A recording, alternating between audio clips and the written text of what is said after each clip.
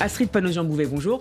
Bonjour Steve Natchar. Et merci d'avoir accepté notre invitation cet après-midi sur Radio J. Vous êtes la candidate Renaissance qualifiée pour le second tour dans la 4e circonscription de Paris. Vous y affronterez dimanche prochain la députée sortante LR Brigitte Koester, que vous avez devancée dimanche dernier de plus de 12 points, avec précisément 41,03% des suffrages exprimés. Au regard de cette dynamique électorale, est-ce que vous abordez le scrutin de dimanche soir prochain avec, dimanche soir tout court, pas soir, avec plus de sérénité que certains des autres candidats macronistes à Paris, qui sont parfois en ballottage défavorable face à la NUPES? Alors moi, je regarde toujours ce scrutin avec détermination et avec humilité. Je veux d'abord remercier ceux qui m'ont fait confiance au premier tour, mais je les invite à continuer leur mobilisation pour ce deuxième tour. Et surtout, je m'adresse à ceux qui ont voté pour Macron au premier tour de cette élection présidentielle pour confirmer ce vote de cohérence. Ils étaient 46% au premier tour de la présidentielle dans cette circonscription. Et je pense que nous devons cette cohérence au niveau de la circonscription également. Pourquoi ça a été possible dans cette circonscription et pas dans d'autres dans Paris dimanche dernier? Je pense qu'on a fait une bonne campagne. Tout d'abord, une campagne de terrain qui a également été associée au soutien et la venue de personnalités nationales. Je pense à Bruno Le Maire, je pense à Gérald Darmanin, je pense aussi tout particulièrement à Édouard Philippe qui m'a fait l'amitié de venir à mon meeting de fin de campagne du premier tour. Et puis je pense qu'on a pu aussi travailler bien parce que Emmanuel Macron a fait un très bon score, 46% encore une fois, au premier tour des élections présidentielles. Alors pour rester au niveau local, en 2017, Brigitte Koester était également arrivée en deuxième position au premier tour, derrière la candidate LREM de l'époque, Ilana Sicurel. L'ancienne maire du 17e arrondissement était néanmoins parvenue à faire son retard au second tour. Comment comptez-vous éviter que cela se reproduise ? Précisément, ce qui s'est passé en 2017, c'est que d'abord la candidate de La République En Marche a perdu des voix entre le premier et le deuxième tour. Et c'est précisément ce que je veux éviter. Et donc j'invite mes électeurs à poursuivre ce mouvement de mobilisation et d'aller voter ou de donner des procurations dimanche. Et puis, moi, je continue une campagne de terrain. Juste avant de venir ici à ce studio, j'étais en porte-à-porte, tout simplement, et je continuerai à rejoindre les équipes en porte-à-porte parce que c'est du terrain et des réunions d'appartements. Alors, qu'est-ce qu'on vous dit dans ces réunions d'appartements, notamment, ou sur les marchés ? Ces réunions d'appartements, il y a une volonté. D'abord, il y a une peur. En fait, je pense qu'on parle d'abord des enjeux nationaux. Et je pense qu'il faut se rappeler aussi qu'une élection législative, c'est un enjeu national. Et quand notamment on regarde du pouvoir d'achat ? Alors, il y a plusieurs choses. On regarde d'abord la peur de NUPES. C'est la dynamique nationale aujourd'hui de voir une extrême gauche très forte à l'Assemblée nationale. Et on parle également de sujets tels que la sécurité. On parle de sujets de santé et de permanence des soins et de déserts médicaux qui prennent une autre forme dans les grandes villes. Et on parle également de pouvoir d'achat. Alors, au regard des résultats assez décevants pour le mouvement Ensemble, est-ce que vous estimez avec le recul que vos candidats, de manière générale, n'ont peut-être pas suffisamment insisté sur l'enjeu de ces législatives 2 mois après la présidentielle ? Alors, je ne jugerai pas la campagne des autres collègues. Moi, je peux simplement vous parler de ma campagne aujourd'hui. Ce que je souhaite, c'est de continuer à centrer cette campagne sur les enjeux nationaux. Qu'est-ce qu'un député ? C'est à la fois quelqu'un qui s'ancre dans les enjeux nationaux, parce que ce sont des lois nationales, mais qui s'ancre également dans un territoire et qui est redevable devant ses élus pour montrer ce dernier kilomètre des lois qui sont passées à l'Assemblée nationale en circonscription. C'est comme ça que je veux en tout cas concevoir ce mandat, puisque je me présente pour la première fois à une élection législative. Alors les scores de la NUPES à Paris sont assez spectaculaires. 3 candidats y ont été élus dès le premier tour. Sophia Chikirou dans la 6e, Sarah Legrain dans la 16e et Daniel Obono dans la 17e. Cette dernière débutée sortante dans la dernière législature s'était illustrée par des propos à la fois hostiles à Israël, mais aussi avait défendu Ouria Boutelgela des indigènes de la République. Vous vous inquiétez qu'une telle radicalité politique soit présente à l'Assemblée nationale et qu'elle soit élue dans de telles proportions dans la capitale ? Je m'en inquiète et je veux la combattre. C'est quelque chose de voir que la gauche s'est finalement aujourd'hui structurée autour de l'extrême gauche qui plus que flirte avec des idées indigénistes et également antisémites.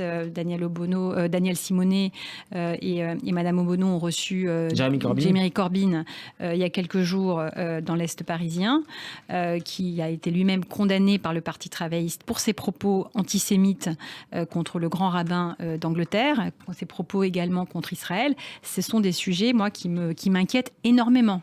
Dans un contexte où les faits, les incidents liés au voile islamique, on l'apprenait ce matin dans une enquête de nos confrères de RTL, liés au voile islamique, aux vêtements traditionnels, se multiplient à l'école.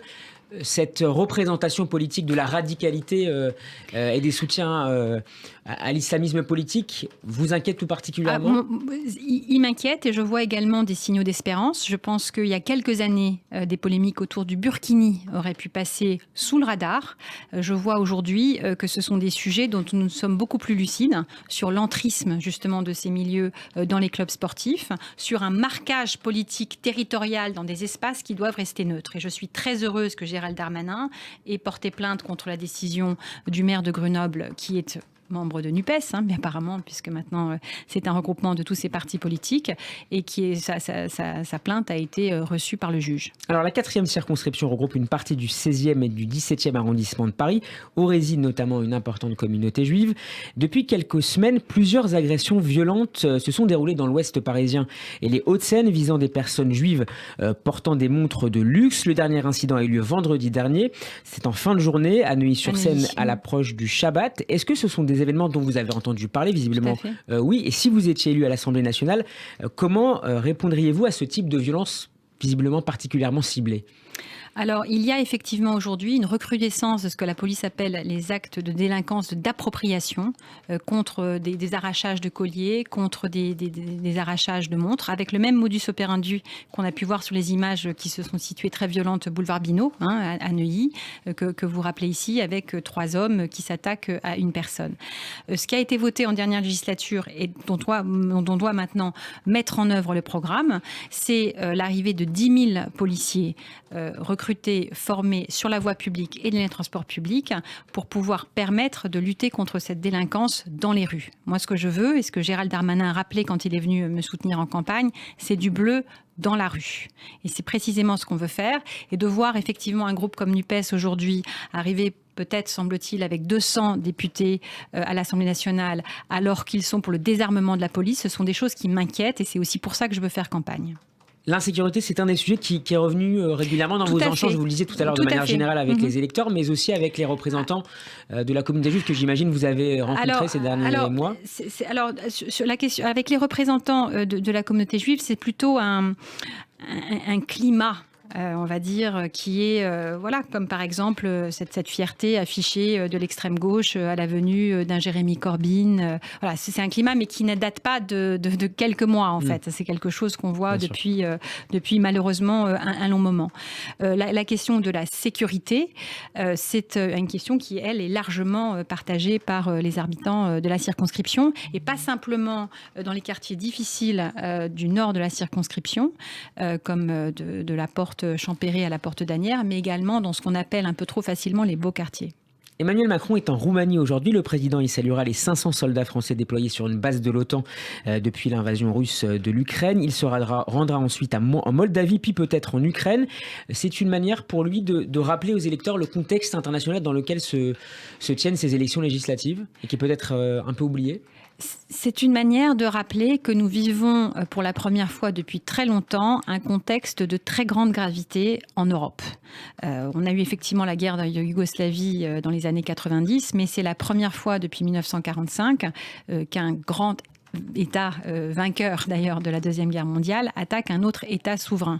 Et c'est extrêmement important de le rappeler parce que nous vivons pas simplement sur des questions géopolitiques mais également des répercussions économiques sur le plan du cours de l'énergie, sur le cours des denrées alimentaires, des répercussions qui peuvent être considérables et qui ne sont pas encore, je pense, à juste titre mesuré pour un certain nombre de pays, notamment de pays en voie de développement, qui sont très tributaires des importations de blé d'Ukraine et de Russie. Une dernière question très courte avec une réponse, s'il vous plaît, très courte. Selon le ministre chargé de l'Europe, Clément Beaune, qui est par ailleurs candidat à Paris, l'Union européenne doit être ouverte à la candidature de l'Ukraine. Vous partagez son opinion ? Moi, je la partage. Je pense que les Ukrainiens, de leur courage, c'est quelque chose dans lequel on doit être tout à fait admiratif. Et je pense qu'il faut avoir un fast-track pour l'adhésion de l'Ukraine dans l'Union européenne. Donc une procédure accélérée ?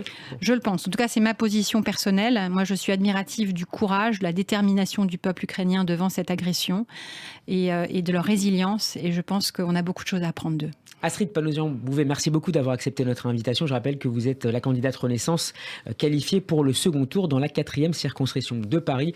Votre interview est à retrouver en podcast sur radioj.fr. Merci à vous. Bon après-midi. Merci. À suivre dans ce grand journal Israël Business avec Eric Lewin.